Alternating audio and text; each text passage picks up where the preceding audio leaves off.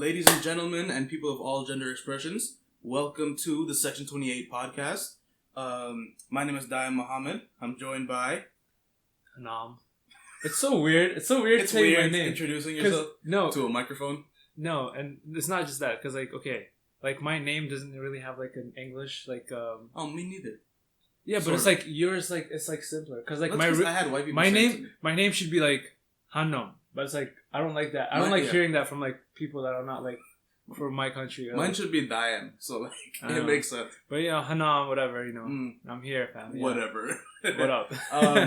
So basically, this is the first episode of our weekly podcast. We're going to talk about random ass shit, music, movies, maybe politics. Just Hanom and I are just friends from high school, and we just found ourselves having random conversations about.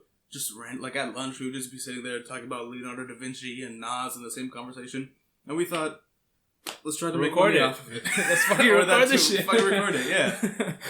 And yeah. So I guess we're most likely going to get started with new releases. It is currently July 11th, so yesterday was air quotes New Music Friday, and let's kick it off with Kid Cudi. So yesterday, Kid Cudi, one of the more influential artists of the 2010s, and Eminem, one of the more influential rappers ever, I would say, dropped a single.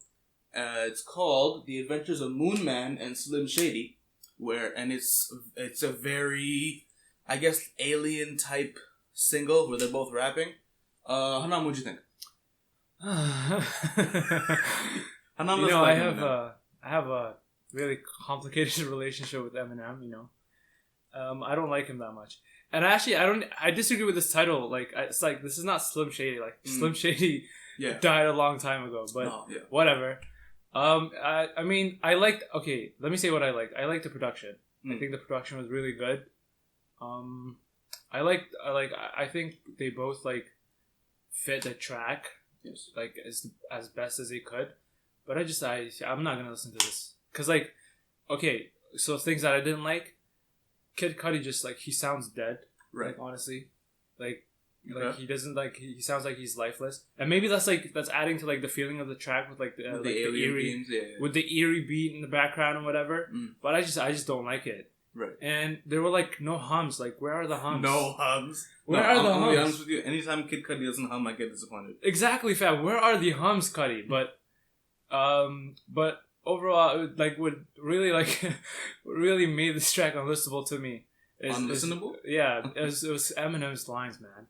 He had good lines in there, but it's he also had bad ones. I'm high, so call me your highness. Or no, it's who's this? Yeah, or it's I'm drugged. That's why your opinion is so high of me. Oh my god. Okay, wait, hold on. Okay, in my opinion, I thought Cudi was good.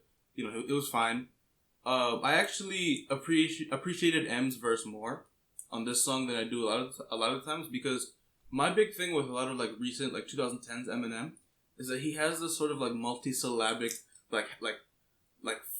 four syllables per quarter note bars. Staccato. Yeah, he has that really fast flow, and it's honestly not very pleasing to listen to. That could have been a segue.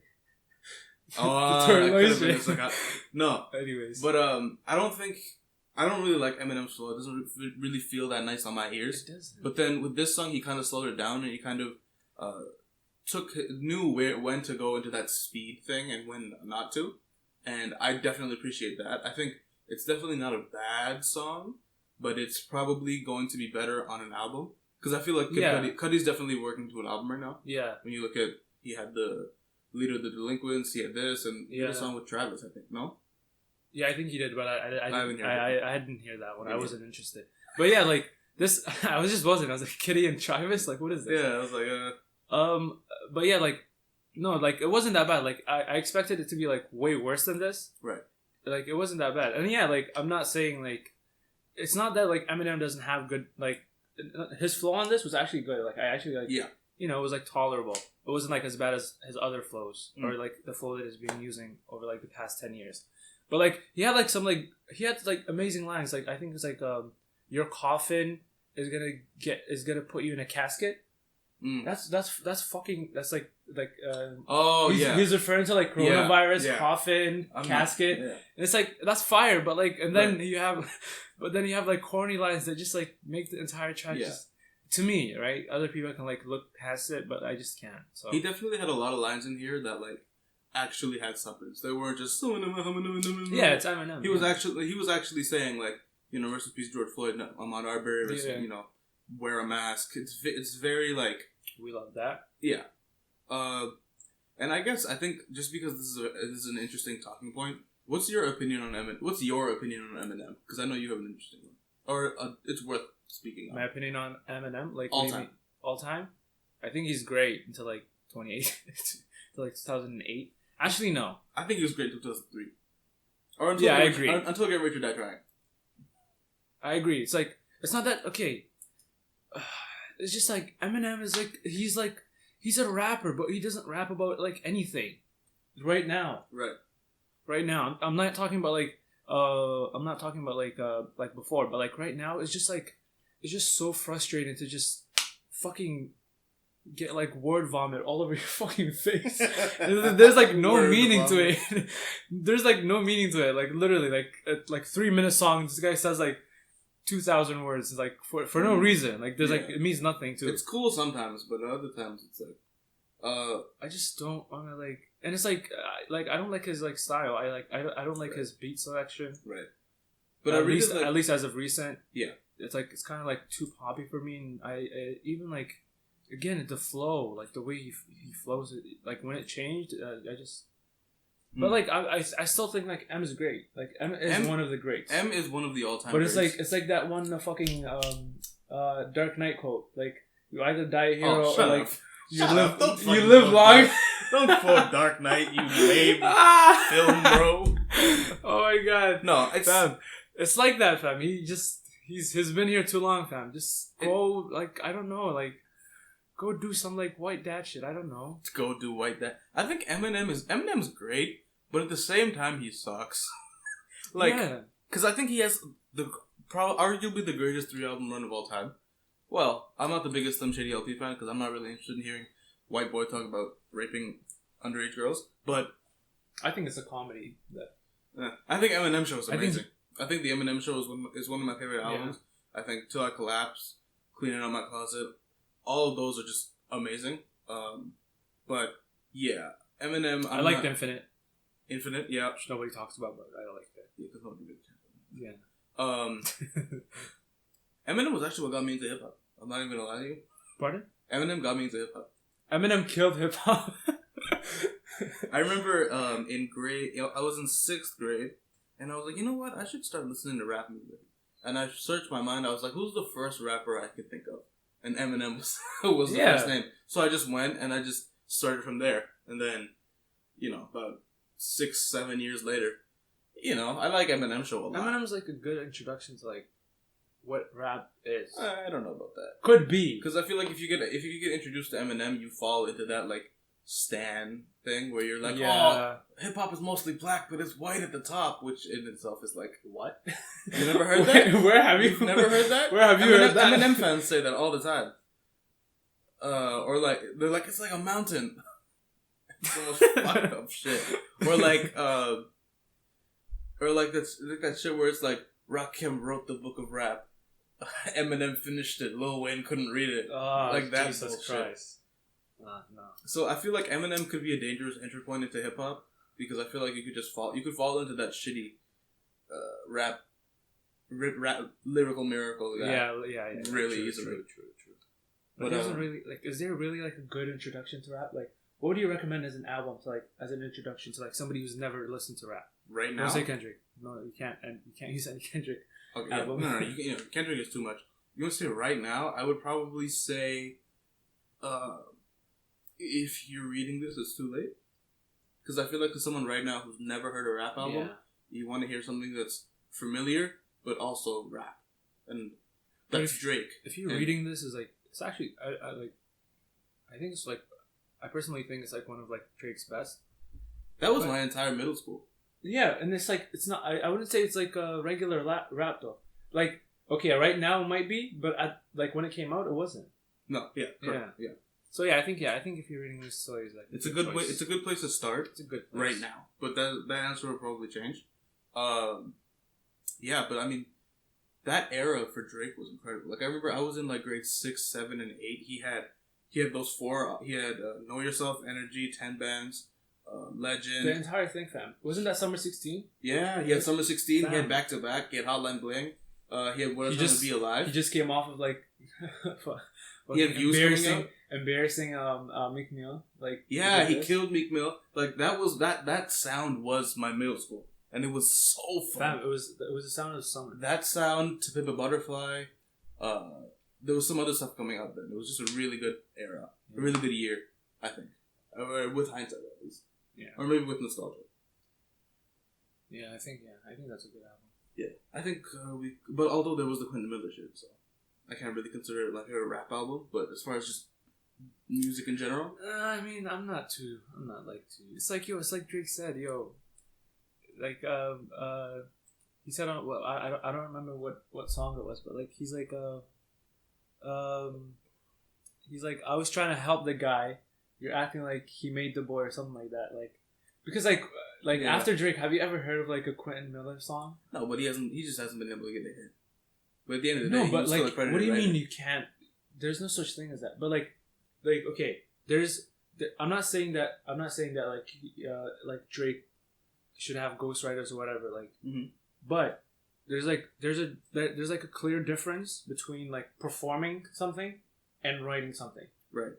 Like even if you can write something, that doesn't necessarily mean that you can perform it. I agree. And I don't think Miller is like a performer. No, not I don't think Drake. No one's very few. And people even if he is, I don't think he's a better performer than Drake because very few people are. Yeah, exactly. So I don't know. I like the whole like Quentin Miller shit. Like I was like whatever. No, that's because I can listen to it. It was because Drake said it himself. Like he he compared himself to like Nas and shit.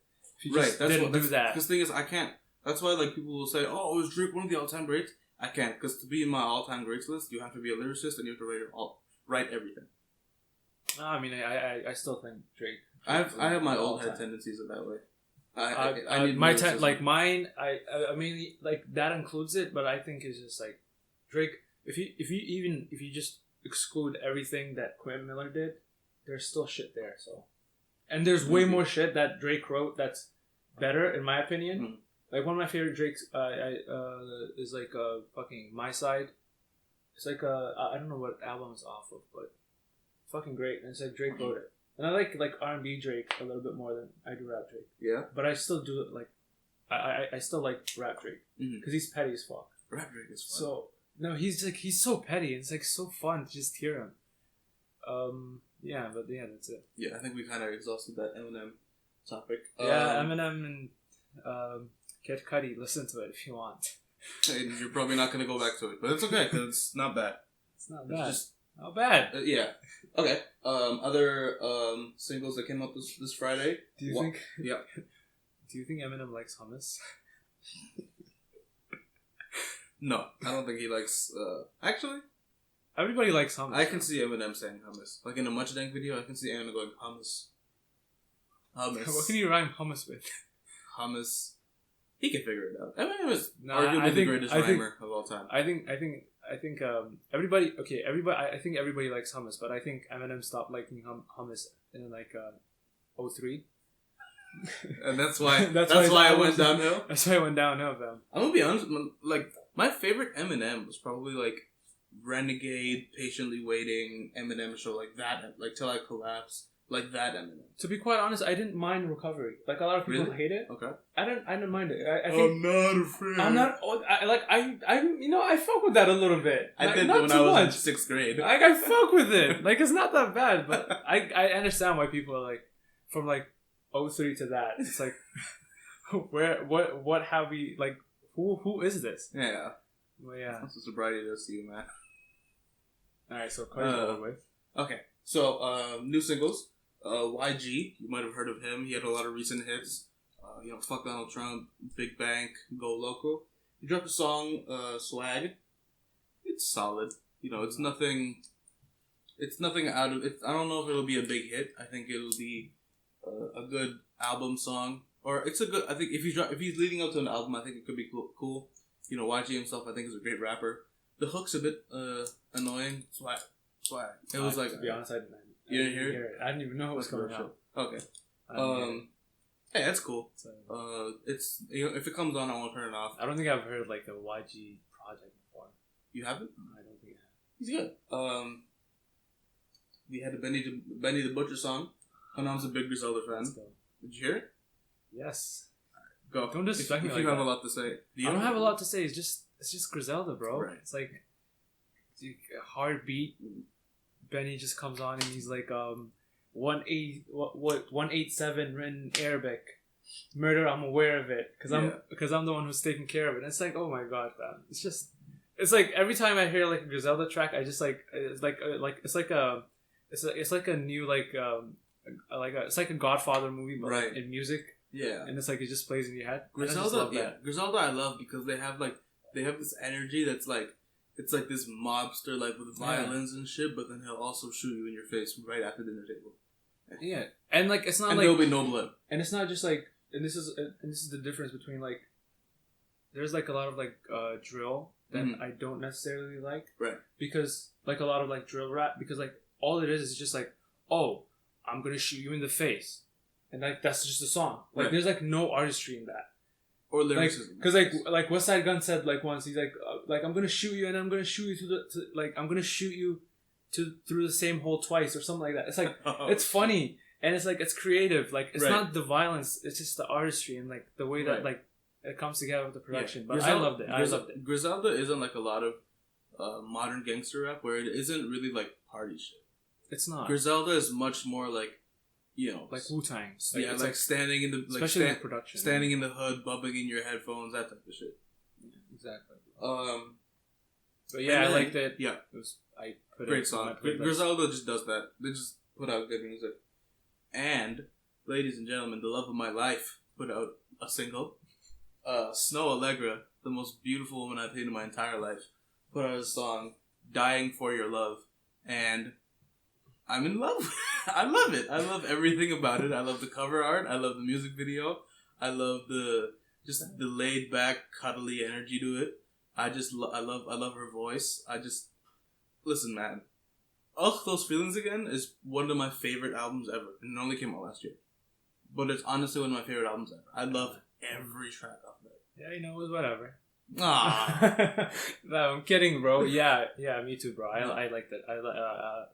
I liked it a lot. I'm gonna keep. I was actually just playing it before you came. Yeah. And it's like yeah, exactly. It's like you said. Is that Snoh on the cover? I hope so. I might print that out. Good lord.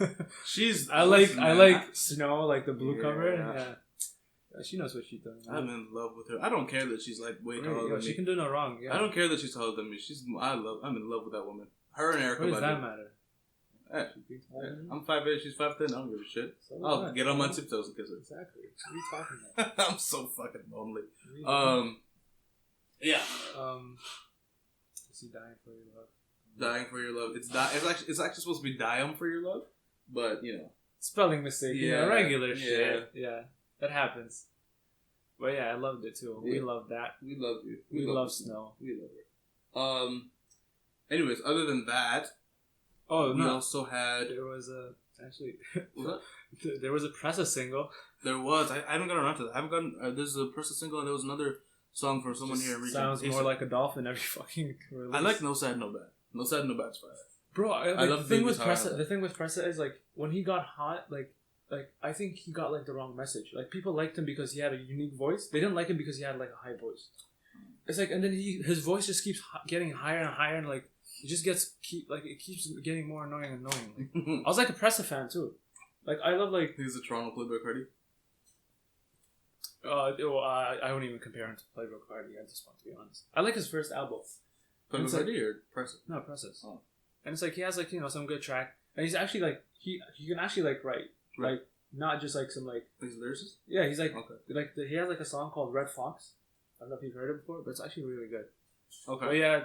Sounded like it didn't sound good. I can tell you that. I don't know. I don't remember anything except no, fuck it. I don't remember anything except Pressa's voice. So that should tell you that I didn't really enjoy it. But it's like if you want to hear Presley, just listen to like his old shit. And he has like some new things that I like too, by the way. And like the two people that like he was like featured with, I don't know them, and I don't really remember them. So yeah, that's my thoughts. Shout out to them though. Yeah, they're doing their thing. So yeah. Okay, so apart from that, we had is it an EP? Like a 2-song drop from Tory Lanez? It's not. It's a pack. A pack, yeah, a 2-pack. VVS, I think it's called. Yeah, the VVS capsule. The VVS it's a capsule. It's a capsule. Capsule. How can we forget that? Open it up. What is this title called? What is this cover? Yeah. So we had the first song, Staccato, and it's cool. I liked it. I like the Weekend reference. I think it's really funny. I like Tory Lanez when he's trying to be funny. Yeah. I don't like tough guy Tory Lanez. Tough guy Tory Lanez. I enjoyed both songs. I think they're both songs that I add to my playlist, and I'll probably play it in the car with my friends. I'm not gonna, if it comes on, I'm gonna turn it off. Yeah. That's a running theme with a lot of recent music. A lot of it is just if it comes on, I won't turn it off. Yeah, whatever. Yeah, sure. It's cool. It's cool though. I wouldn't say it's bad. Chicks Tape 5 though, that's Chicks Tape 5. Do you like that? I'm not a big Tory Lanez guy, so I don't really know his discography. Oh my god, listen, you need to listen to this. It is. It's like flip 90s R&B. Chicks Tapes are like his R&B album, R&B mixtapes. This album I like Tory Lanez. I'm not like, even I like his like rapping. I think he has like a good flow or whatever. But like these two, I just remember when he like play beef with Jordan Lucas, and he murdered him. Did he? I didn't pay attention. I think he murdered him. I saw Tory Lanez is beefing with Jordan Lucas, and I was like, wow. Moving on. Fam, I moved on immediately. It was fam. I love rap beef. I don't. I've never been a fan of rap beef. And R&B beef. I love R&B beef is weird. R&B beef is weird, but it's great. Why not? It's like beef. It's so funny and it's so great. And I think because sometimes people die. I know, but people die all the time. I've honestly always thought like, if you're angry enough to like go to the studio, find a beat you like, write a verse, but that's lay better it down, mix it, and master it. You can get his phone number. You can just figure it out. But that's not the point though. It's like there's like a violent intent, right? You don't like somebody because of whatever reason, and you're a rapper. Yeah. But you also happen to be involved in the street. Okay, yeah, that's the issue. But so now here's the thing. But even if you're not involved in the street, just like let's say you're just a rapper that's just rapping regularly, like you don't have to be involved in anything. So you can either express your anger by like tracking this person down and like beating them up and like getting to into a physical altercation, or you can just make fun of them on a fucking banger beat. Go to therapy. You can afford it. That's not. But like that's not fun. No, it's not that. It's not that. It's not fun. It's just like you still need to express your anger. You in therapy. I'm not a big rap beef fan. I always feel like there's a possibility that it could escalate. Especially with fans play it up, media plays it up. Yeah, but I don't agree with that. If you feel anger, you can't just go to therapy for it. You need to express it in some form. That's my belief. I don't know. I might be wrong, but it's just my opinion. I'm not a big fan. Speaking of R&B, there's no beef. But there was another R&B EP dropped on Friday from Summer Walker. Oh, there's a lot of beef between Snoh and Summer? No, between Summer and her fans. They didn't seem to enjoy the EP. Really? Yeah, I mean, I don't know. I saw some reactions on that. I don't pay attention. On the timeline. I don't pay attention. Don't say timeline. I don't pay attention to music. But I have to start using Twitter terms now because I have Twitter now. I don't pay attention to that shit. I just like to. I have Instagram, so like I see when music drops, and then I listen to it, and I'm like, all right, cool, and I move on with my life. And I listen to it when I want to listen to it. Yeah. Yeah, I guess. No, but Summer Walker did say some racist ass shit when Corona first popped up. She was like, I don't talk to no Chinese people. Like, alright, so. What was that? Yeah, Summer was saying some racist shit about Asian people. No, that accent, that was great. But like, okay, Summer, it's a good EP. It's a good EP. Yeah. It's very like driving around in the countryside, with what do you mean? Just remove this. Oh, okay. It's very driving around in the countryside, like with the windows down during the sunset. Like it's super laid back. It has that energy, and I really like it. Mm. It's not too long. I think the features were really well done. I like Party's feature and that other the guy she had. I forget. Noah Noah, which is a great name, great spelling. Noah Noah. I heard a friend of mine posted on his Instagram story that he's glad Noah Noah is finally getting some recognition. I don't know anything about him, but I like his voice. His voice went well with Summers, I think. I would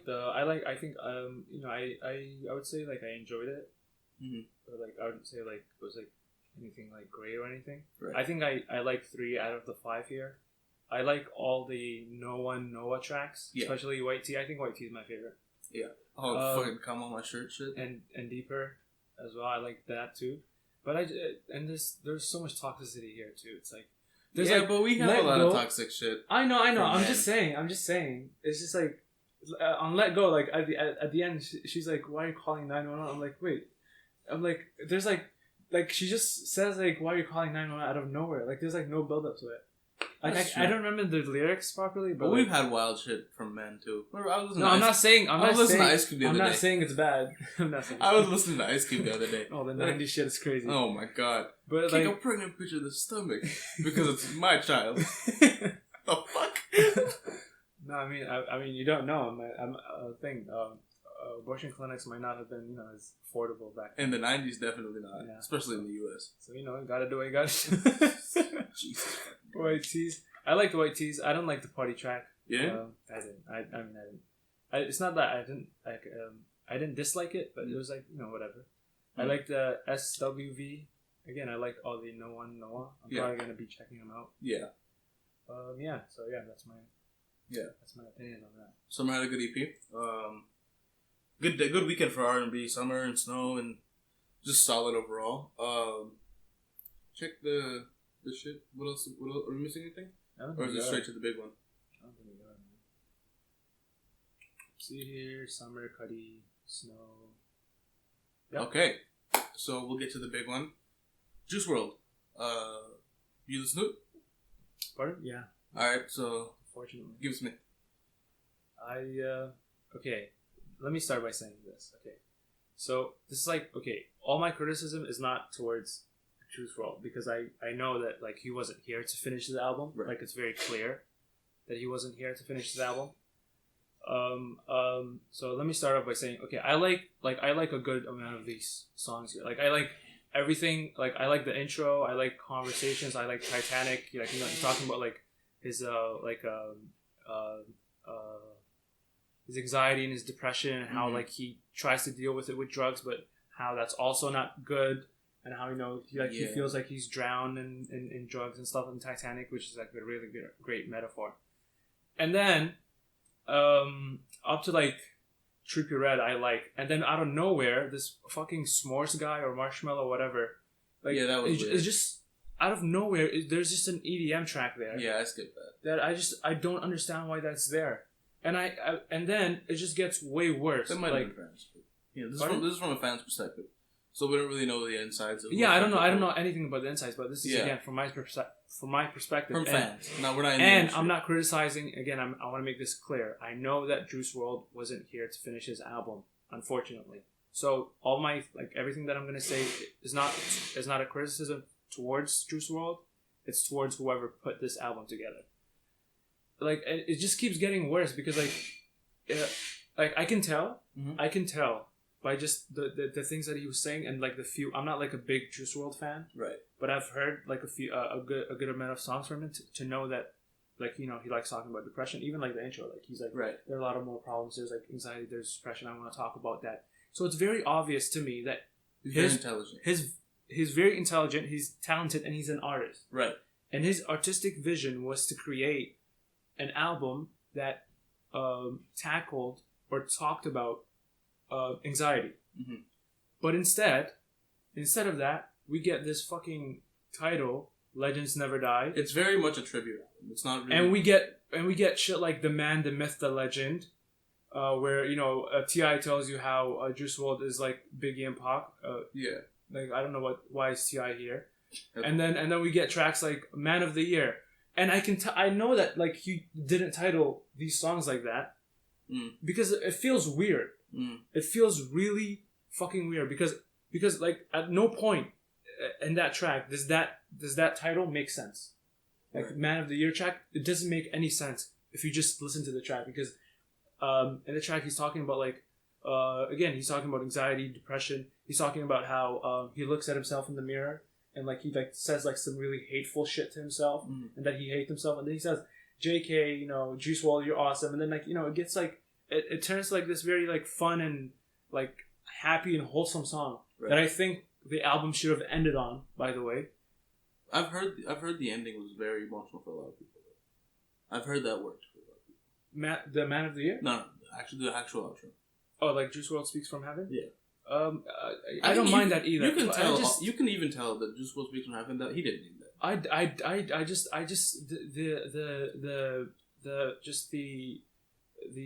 the parts where like they have like these just overly like sappy edited montages of like just people saying how great Juice Wrld is. And I'm not saying that he's not, but it's just in the album it doesn't work, and this is why it doesn't work, because he was an artist. If he was here, he wouldn't have released this album. Like, this is not the album. I don't know. I don't think he would. I don't think any artist would drop an album where they have other people talking about how great they are. Yeah, that's my point. Yeah. So it just feels weird, because if I was somebody, like if I was an artist, I would cringe at this. This is, but I think, to me, right?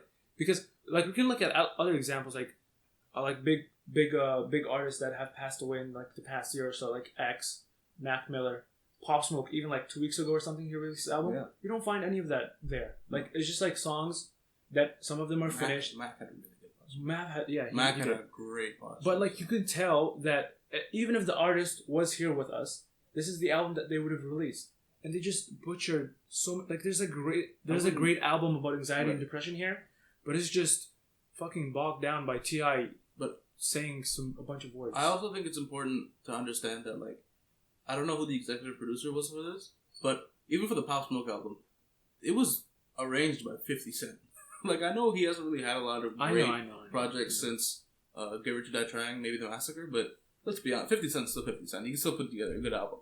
And I feel like if you approach this as Juice Wrld dropped an album and was working on an album, but he passed away, and this is what he was working on, that's not really what it is. I think this is more of a, from what I've gathered from listening to you, it's more of a tribute album. It's more of Juice Wrld passed. He had a shit ton of songs. Let's put together a tribute for him. But that's it just feels weird to put a tribute album for an artist on their album.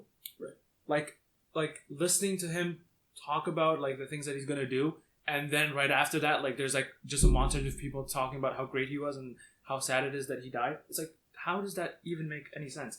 And even like the I don't want to call it like a circle jerk, but that's what it is. It's like the title, like Legends Never Die. Like, that's a bit much. That's a bit like just like it should have been called something that's relating to the subject matter that he's talking about, which is like mental health, anxiety, depression, getting over your use of drugs, getting over hating yourself, right? Which I really like the last track for like saying, "Oh, JK, you're awesome," and then like it gets like it's like a really wholesome track. I just I like whoever put this together. I didn't like it at all. Okay, that's interesting. I thought it was a mess. I'm gonna be honest with you. I didn't listen to the full album. I'm really basing it off of what I'm basing things I've said, just playing devil's advocate to try and calm Hanom down. Yeah, I just and I didn't necessarily. And I kept my piss in. Right. Okay. That doesn't sound right, but yeah. I wouldn't say I disliked it, but it's just not like, this isn't the music that I listen to in my spare time. Like, already. Like, this isn't the genre of hip hop that I'm really into. Yeah, true. Me too. Right. To be honest. Right. This isn't our genre. We're more of like, yo, you hear the new Griselda album? Yeah. Like, that's what we are. So, I think overall it's a good album. There's probably some songs on here that are good, and I'm probably gonna hear someone play, and I'll probably like it in certain contexts. And but this isn't one of those albums that I'm gonna listen to, by myself in my room. But that's just because that's not what I listen to. I do think it was pretty difficult to listen to, like, Juice Wrld, like, rap about, like, using drugs to deal with his depression after he passed away from an overdose. I think that was especially difficult to listen to. Because it's not like Pop Smoke where he'll rap about, like, shooting somebody and he'd be like, yeah! And then rap along. But, yeah. Juice Wrld, it's just like, to me, but that's where like the emotional punch is. Like if you make a really good album about what he actually wanted to make, which was again using drugs to get over anxiety and depression. It's really hard to do what he wanted. But if you do, you don't need the fucking sappy montages that they have here, because the songs themselves have the emotional punch. Like I don't mind, I like you said, I don't mind like the closure where it says like, you know, Juice Wrld's speaking from heaven. Right. I don't mind it. I mind the other talking. You don't like hearing T.I. on this. I don't, and like all the other interviews and stuff like that. And also, it's very like weirdly like laid out. Like there's like the man, the myth, the legend. It's like they basically like it sounds like the end of the album, but then there's like 3 more songs, and then there's like another like spoken thing. It's just like I don't know. I really like conversations, but there are like a lot of good songs. Actually, let me like this one. I actually like this song. I also think it's really hard for me to process the fact that 3 rappers in their 20s had different posthumous albums this year. Like, as a fan of rap, that just hurts, man. Like Mac Miller, I love. Pop Smoke, I ended up loving later. You know, Juice Wrld. I mean, it just sucks, man. Sucks for the culture, man. It sucks for the culture. It sucks for the industry, I don't even know. Music. Yeah, like I don't even. And one of them was shot, and 2 of them. One of them, Juice Wrld was an overdose. Pop Smoke got shot in L.A. and he's from New York. He was just chilling in his house, and they ran in and shot him. But like, it's same thing with X. Same thing with X. He was buying a bike. Yeah. Nipsey, he was outside of his store. Like, it's just really. Yeah, man. Hip hop. I don't know what it is, but like, the energy that hip hop invites for some reason just leads to this. Because I mean, there are other genres don't really like have this many young deaths all the time. They don't. No. Yeah. I don't know what it is. Or at least not like not death, like by homicide. Yeah, not killings or tragedies like this. Yeah. Maybe more of like a, an accident or something like that. Yeah. Or maybe even like overdoses and some like like dark metal shit. I don't know. Right. But even then, you know what, man? Juice Wrld's an amazing artist. I think he is going to be remembered as a legend. There's some great songs on here. Yeah, I think if you're a fan, I think this is like a great album, and if you don't mind the interludes and shit. The interludes that they include, like I mind them, but like if you don't, I think it's a great album. The music is and good. if you also like the would you say the music is good? I would say the music. The EDM song. I would say the music is generally good. I like the production. I like his voice. I like the melodies. Yeah, he's a great singer, great rapper. I like what he talks about. Remember when he freestyled for an hour? Yeah, exactly. That's insane. Which is my point. I don't think the guy who freestyled for an hour would have a song with the guy named Marshmello. I just don't. Maybe I'm wrong, but I just don't see it. We don't know. It looks like a label move to me, but I don't know. And it's like it doesn't even have like a proper label. It's like something like it's not a Republic. It's like something else. Mm. Rest in peace, Juice Wrld. Rest in peace, Pop Smoke. Yeah, man. Mac Miller, Nipsey, Lil Peep, X. Rest in peace. Smoke Dogg, Pac, Big L, Big Pun. Holy Prodigy. shit! Did I name all of them? I'm just going. Prodigy, man. But that was an illness, right? Yeah.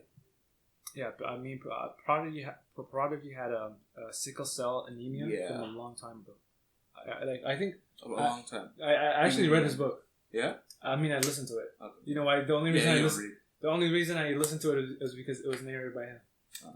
And it's fucking crazy. It's actually like a good narrator. Mm.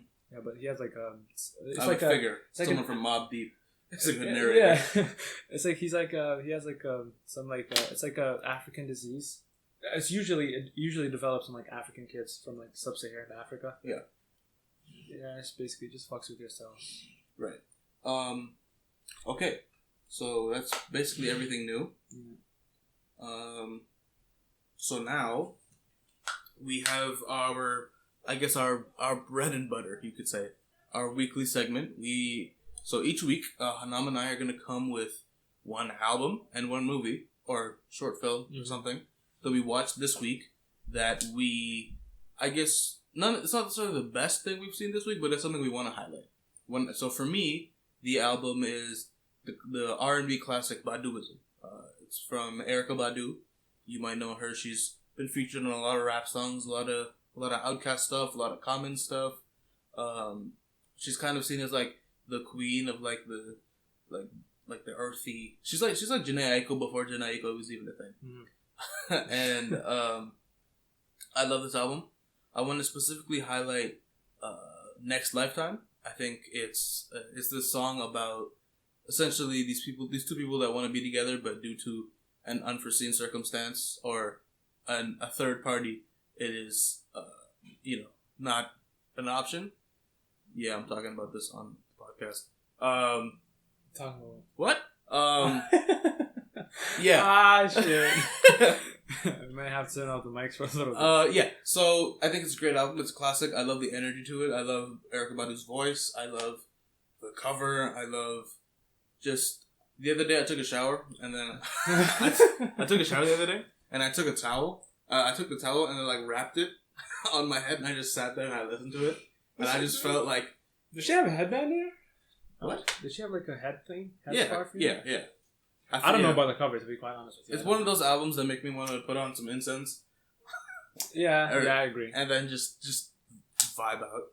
Like I don't like you to use the word vibe. I think it's overused, but it very much is a vibe. I love the word vibe.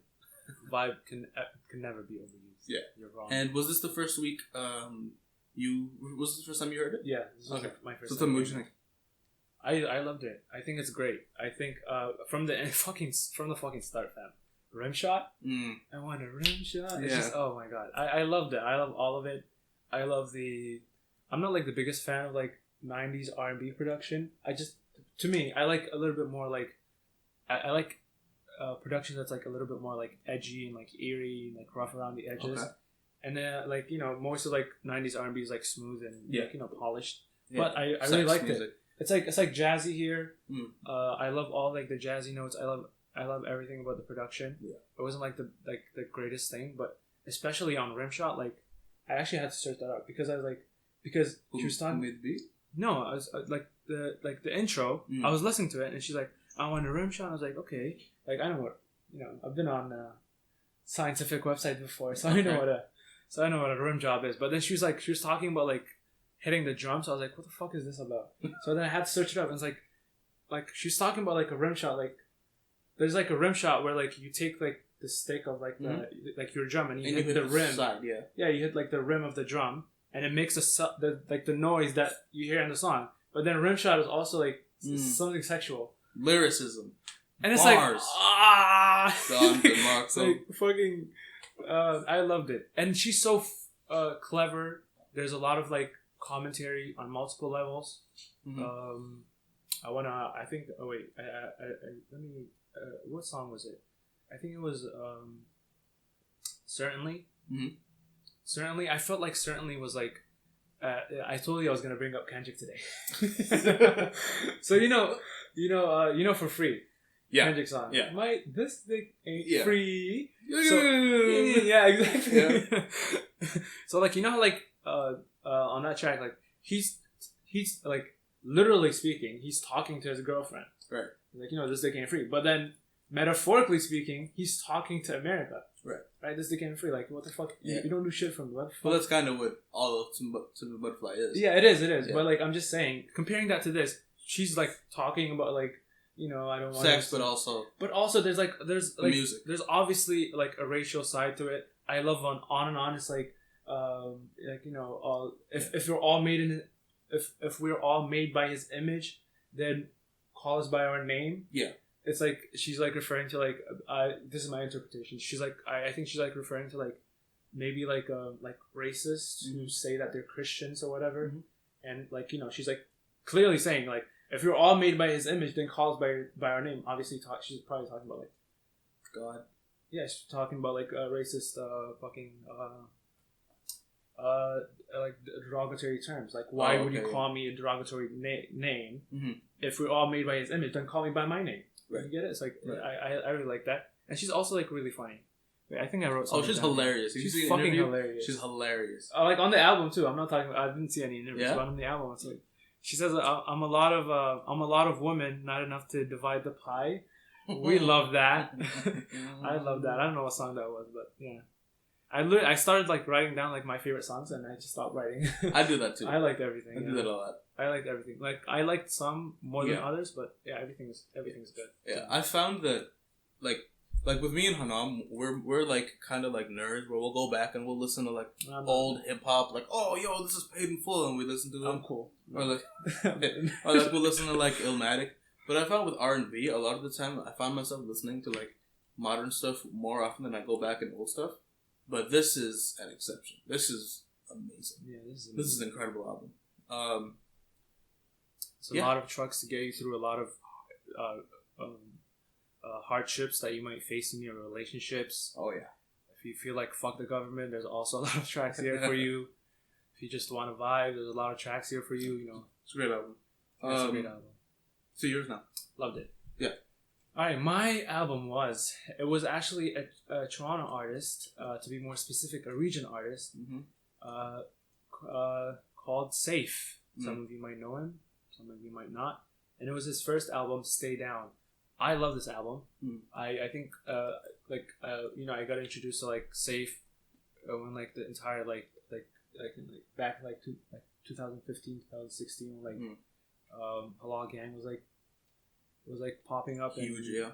It was like they were like really huge. Emoji and Smoked Out were doing their thing, and I don't know what song it was, but then like Safe was on it, and I was like, let me just check this out. And like the first song that I heard was like Feel, which is like his most popular song, and I love the sound of this album. I love the production. The production's like so unique, and I like all the people that like worked on this album. I haven't been able. I think that there's a lot of producers. One common one is like LE or something. And it's just, I love the production. I love Safe's voice. Yeah, I think like the lyricism isn't like out of this world, but I think it's great for what it is. And I just think I told Daiem if I were to have a car and I was to be driving down like the Gardner Express or like some Toronto highway, this is the album that I would want to play from front to back. Or like this is like that's what you told me before I listened to it, and it's a very much like driving around like downtown at night when all the lights are bright, and you're just like, fuck, I hate my life. And I think it had a really good like dark energy to it. Yes. And as it started, it had a really good dark like energy where you kind of felt, I guess, I don't want to say his pain, but like his feelings. Yeah. It's just a really good job. Is very expressive. Yeah. He does a really good job at making you feel what he feels, or at least what I assume he feels. And then later on, it gets a little more fun. Or a few songs around like 4 or 5, and close to the end, it gets a little lightheaded, but it keeps that sort of energy to it. Yeah, I really like the Smoke Dog. Yeah, I like appearance. That too. Don't lie. Yeah, it's a great. Yeah, it's just really fun because I think the way Toronto's music scene is right now, it's very rap heavy, and there's only a handful of in my opinion, only a handful of there's only a handful of really good R&B artists coming out of Toronto right now that aren't like mainstream or like big as far as like in the city. Yeah, and Safe is one of them. I think Mustafa's one of them. Yeah. Mustafa's more folk, but sorry about that. There was like we back. Yeah, I think Mustafa's a great R&B artist, or I guess folk artist from Toronto. Safe is great. Division's from Scarborough, but they're great. Always Never. I don't know if you've ever heard of them. No. 2 white dudes. That's really great. That's probably why. Really fucking great production. Yeah, Safe had a great album. I guess. Yeah, it's definitely in my likes. So definitely, I definitely would catch up on a lot of Toronto stuff. I found that I've ignored the stuff going on in my own city. Pyrex. I might recommend some Pyrex. Okay. Pyrex is great too. I like Paisley. You know Paisley? Paisley, I don't think. He's from Mississauga. He just bars. But yeah, I haven't been keeping up with the new Toronto or like GTA area rap because I just think like it blends together. I don't like it a lot. But I do like Northside Benji. I like Burna Boy. I think is his name. Burna Boy's from Toronto? Yeah, I'm pretty sure he is. No, that guy's not Burna Boy. Burna Band, something like that. Oh, Burna Band. Okay, yeah. Burna Boy. Not Burna Boy. Yeah. What am I talking about? Wait, I think he has like one song. Fuck, what was it? What was it called? It's like No Hero or something. Maybe I don't know. But yeah, like a lot of great shit in the city, both currently, but more so like in like 2016, 17. Like, a lot of people like can catch up on, and I think Safe is like a great introduction to that. And I think like I really do think that like his sound is unique. Right. Yeah, definitely.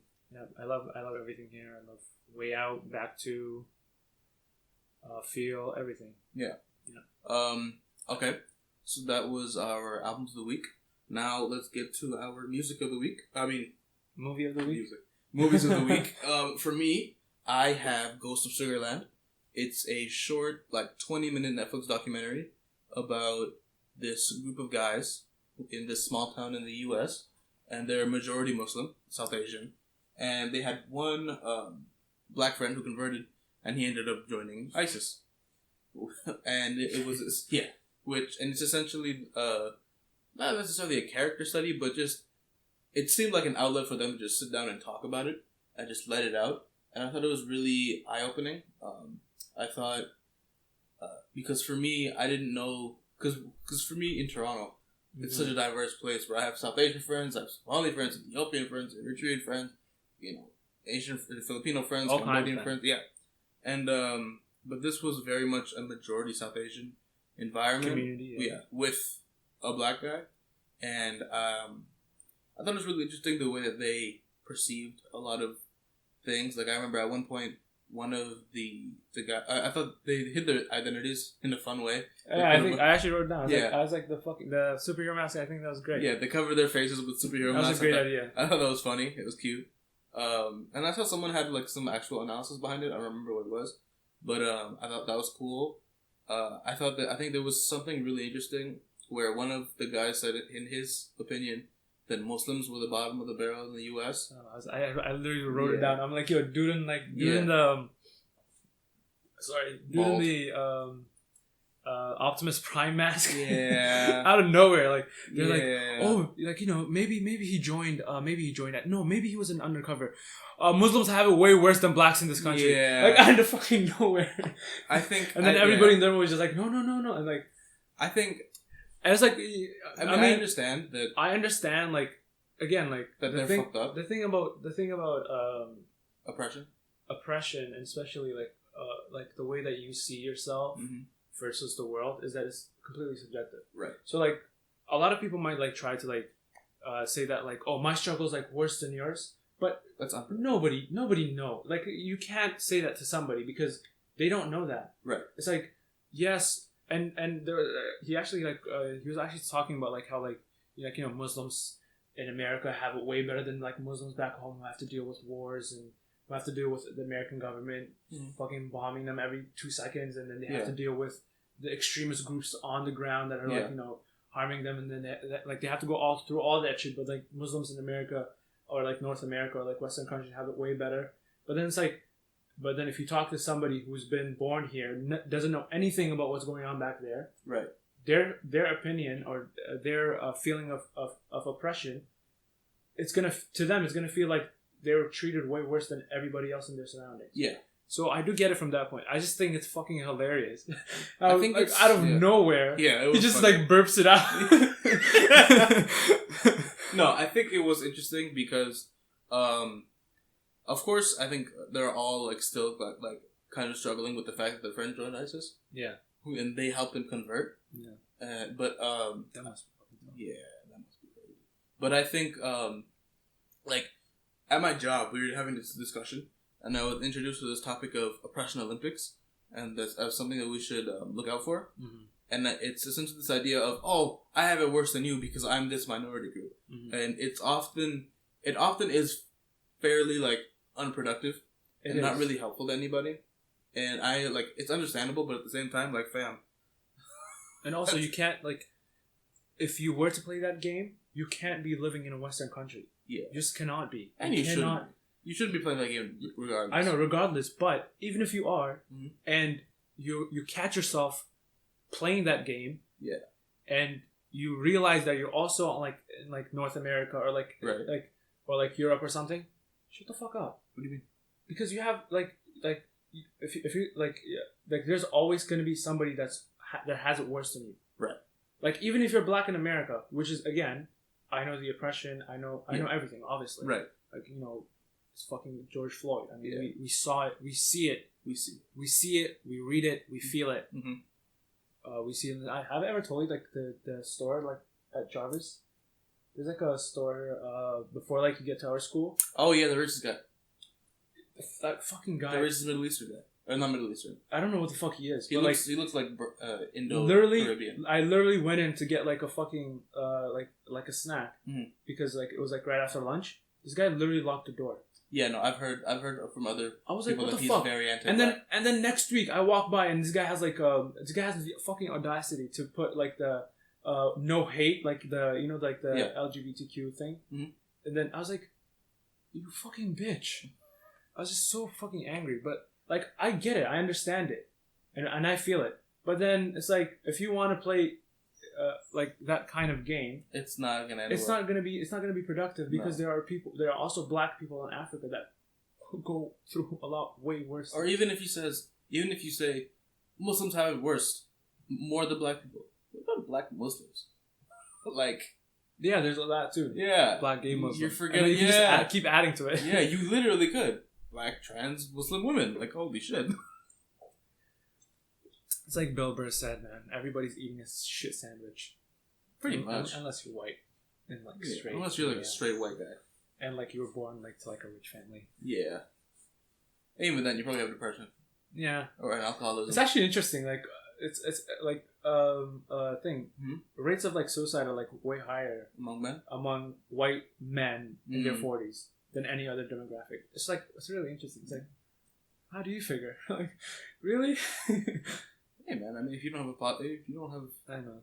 If you never learn to talk about your feelings and just fucking, be rich, it's like, well, yeah.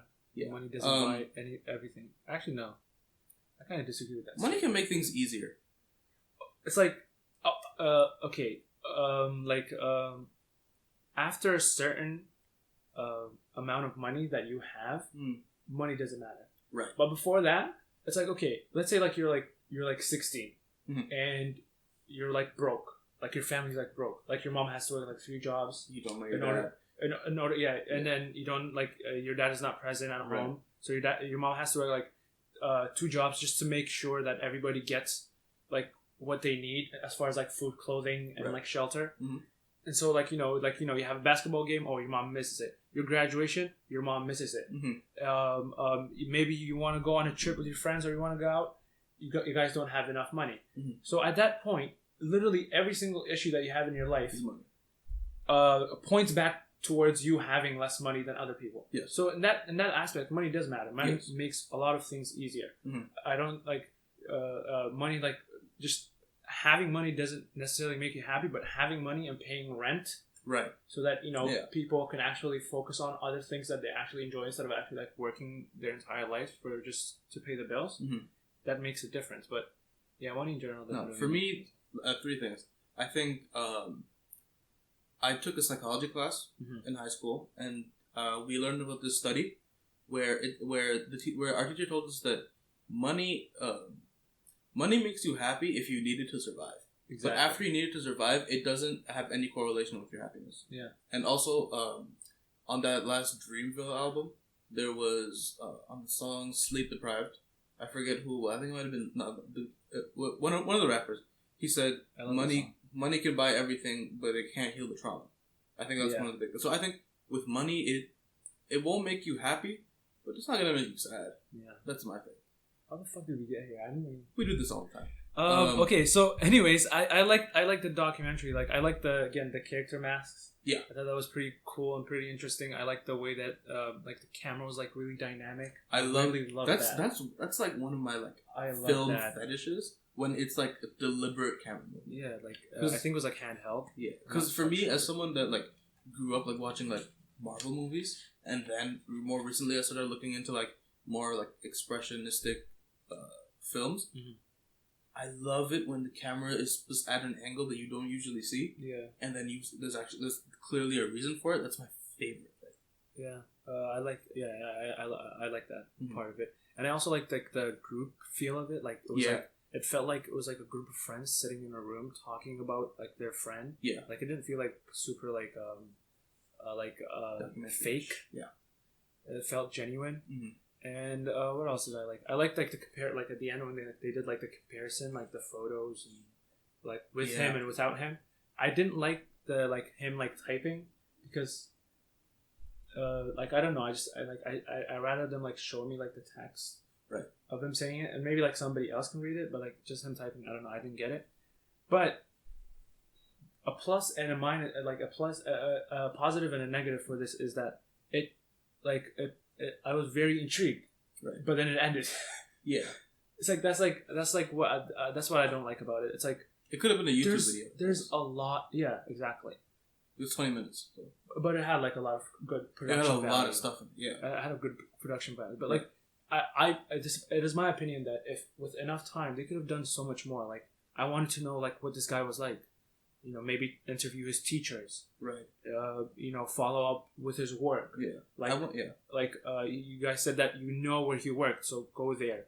Where are his parents? There's so much shit that you could have made him like a character, like an actual character, and explored it. And it's a very sensitive issue. Rather than a concept. Yeah. It's a very sensitive issue because it's like there are a lot of issues on top of each other. Like there's like religion, there's extremism. Right. There's isolation, racism, depression. There's like mental health issues in there somewhere. There's like government intervention. It's like very fucking juicy. There's a lot. There's a very fucking juicy. Juicy. It's a juicy burger, and then they just give us like one bite, and they just take the plate away. Right. And I didn't like that aspect of it. I thought it should have been like longer and more like they should have expanded on the topic more. But for what it is, I really like. For a short film, it's really well done. Yeah. Yeah. And then we have yours. Yes, mine is. Oh my god, I actually pulled up the IMDb for yours. So my bad for not showing you the thing. Mine is What We Do in the Shadows. This is it's directed by Jermaine Clement. Really? And Taika Waititi. Oh, okay. Really interesting names there. Jermaine, I think Jermaine wrote for Rick and Morty, if I'm not mistaken. That's hilarious. Yeah, but it's basically like this is like a movie about. It's not a movie. It's like a mockumentary about like I don't even know how to explain it. How do you? It's like 3 vampires living in a flat. No, 4. Don't forget about Peter, please. Right. It's about 4 vampires, and it's like a reality TV show of like 4 people living in like in like a flat or like in like an apartment sharing or like in a house sharing like the chores and stuff like that, but they're all vampires and they incorporate like a lot of like vampire lore into it. Right. So like they can't see their reflection, so like they always have like bad the most awful sense of fashion. Oh my god. Like literally the worst sense of fashion because they live in the modern day and basically they need people to feast on, so they end up going to like clubs and shit. Yeah, I loved it. I loved it the first time I saw it. I saw it again like 2 days ago. Loved it again. I like it's like it's very funny. It's like to me it's like my type of humor. It's like really dry humor. Yeah, really awkward. There's a lot of like awkward humor. Yes, Taika's really good at that. And there's a lot of like maybe not so safe comedy in there too that I also like, but. Like what? Like the Nazi jokes. Oh. Like him being like a Nazi. Oh yeah, he was like, a Nazi. I forgot about that. That's hilarious. that was fucking funny though. No. But yeah, I loved it, and I like. It's also like very well done. Like when they're like jumping on walls and shit. Yeah. And like the camera still moves again, dynamic camera. Like the camera still moves like it's it's actually like capturing something that's real. Right. That's very It looks very very real. Yeah. So I loved it. I like the gore. I like it had like a lot of like emotional punches. It wasn't just like funny. It was like there was like substance there, which was really interesting. My first time seeing it, my second time too. So yeah, I really liked it. What do you think? I thought it was really funny. First of all, directed by Taika Waititi. You might know him from Thor Ragnarok. This, what was the other one? Jojo Rabbit, which came out last year. All amazing movies. I think Thor Ragnarok is probably the most soulful of the Marvel movies. Yeah. That or Infinity War. Yeah, what is it called? Guardians of the Galaxy. I like that. That too, but I feel like you can feel a lot more Taika in than what was his name? James Mangold. Whatever his name is. The director. James Gunn. James Gunn. I feel like Taika has much more of a style, which just came from the rest of filmography. So he's great. And I think, the comedic timing is just absolutely perfect. Just the awkwardness of the characters. And I also I loved that they paid homage to, like, the different versions of vampires. Like, Taika was, like, this aristocrat. And then there was, like, the sailor. And then there was, like, this old Dracula dude. And then they had fucking... Vlad. And then they had Nosferatu. But then they also had just a random guy. I like that they played on, like, the age-old, like, vampire werewolf stereotype. Not stereotype. That dynamic. It's just great. I love the twist reveal of the beast. That was just funny. It's just a great movie. I think Taika is, on his way to being, like, a legendary comedy filmmaker. I think, yeah. Me too. I mean, he's got 3 great movies. And apparently there's a show about this too. The thing, there is. But the thing is, like, now, like, he's more mainstream. So I don't know if he's like, gonna feel. Jojo Rabbit was just as good as this. I know, and it was just as like, on the edge. Yeah, on the edge. Yeah. I mean, he played Hitler. This guy gives like 0 fucks. He played Hitler. There's a lot of Hitler in this stuff. There's a lot of like Nazi jokes. Is he like Jewish or something? I hope so. Where is he from? Like, I don't know. New Zealand. YTT's like such like I think it's New Zealand. I don't know. I know, but like, I don't know if that's like a New Zealand name. No, he's like, clearly a white guy. But, like, I don't know if he's white. I mean, yeah, I know. He's definitely a white guy. But yeah, I liked all the characters. Yeah. I think Vlad is my favorite. Vlad, which one was that? Vlad is the sailor the or old guy. The guy with the hair? Yeah. Oh, I think he's my favorite. It was funny. He's like, they were talking about like how like, why do they like virgins? Because sounds cool. And then it's like, he sounds cool, but then Vlad is like, okay, so look, okay, oh yeah, so if you're gonna eat a sandwich, you would just enjoy it more if nobody had fucked it yet. I was like, what that was just funny. That was just like, alright. I didn't think that. That's great because you thought he was gonna say bite. We just said fuck it. Just fuck it. Alright. Because again, like you mentioned it, like the comedic timing and just like the twist. It's like, I love the emotional ending. Like, right, that was so random. I didn't know. Yeah, this movie made you actually love a character and like. But that's one thing I found that for me as someone that's starting to explore like filmmaking, like the documentary style is really good because they can just tell you how they feel. Yeah. Like in most stories, it's like show, don't tell. Yeah. Like, don't tell me the character is messy. But show me a messy room. But in like a mockumentary, it's like, yeah, my room is messy, and then he'll just tell you, and you go, okay, and then they'll be like, oh yeah, I love this guy, and then you'd be like, okay, and then you start to like that guy too. And then like the fact that they're vampires just makes it like so just more absurd and more funny. It's so absurd. But I still think like one of like Nick is such a dumbass. Nick. The young vampire. New guy? Oh, yeah. The guy who literally causes everything. Oh, that's one thing. I thought the writing was so good because they have so many, like, callbacks. Yeah. Like, Nick tells random guy, I'm a vampire. He's like, I'm a vampire hunter. Oh, fuck you. Then he's an actual vampire hunter and he kills their friend. Yeah. Or, like, there was another callback, I forget. But it was just so well written. Everything that was put in there was put in there for a reason. Nothing was useless. Nothing was out of place. Yeah, the effects serve a purpose. I like the love story between that's funny. Taika's and the old woman. I really like that. That too. That callback, that was cute. Yeah, where they kind of like kept playing with it, where he would just stand outside her house. Yeah, and then eventually, we're not swearwolves, we're werewolves. Stop cursing. That's a lot of fun. It's just great. Man, check it out. Check out Ghosts of Sugarland, I believe.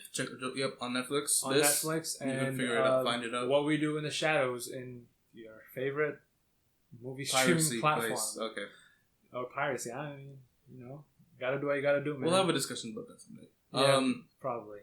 So I think, we kind of ran through everything. Is that it? Yeah. That was about an hour and 20 minutes. Solid timing.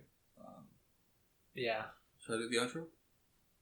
I mean, I don't know. Do we have an outro? Okay, so ladies and gentlemen, I want to say thank you for listening. If you are listening, this is Daiem and Hanom signing off for episode 1 of the Section 28 podcast. Probably gonna find like a funny name for this. I don't know.